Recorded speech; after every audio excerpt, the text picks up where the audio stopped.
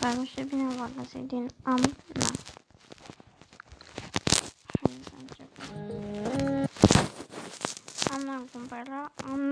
cumpărat ceva second hand. Am atins un șoapă. Am fost în lacul. Și trebuie să răspundă sincer. Am uitat de lume. Am apăsat din șoara. Am călătorit cu un cal. Am dat banii unice, n-am apărut la TV.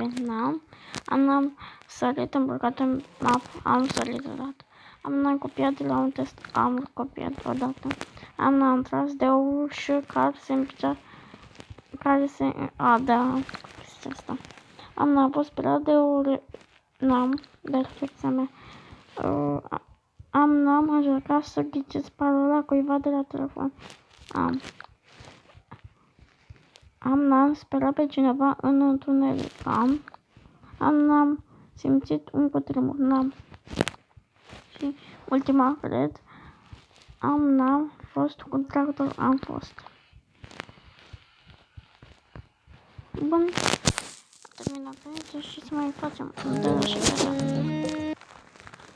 n-am fost la circuit. Am fost.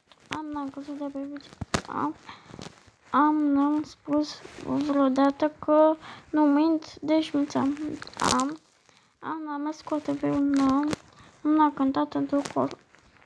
N-am întâlnit la desen. Sincer, ambele. Hai să punem n-am crezut că mi-am pierdut telefonul când îl aveam în mână. N-am fost la un festival de muzică. N-am luat ceva din mai bine n-am avut parte de o petiție scrisă. N-am stat pe cupriș. N-am fost lovit de o mașină. N-am donat sânge. Am văzut o eclipsă de lună. N-am mințit până acum în acest joc. Nu vreau să ceapă. Dar cineva a fost supervitat și este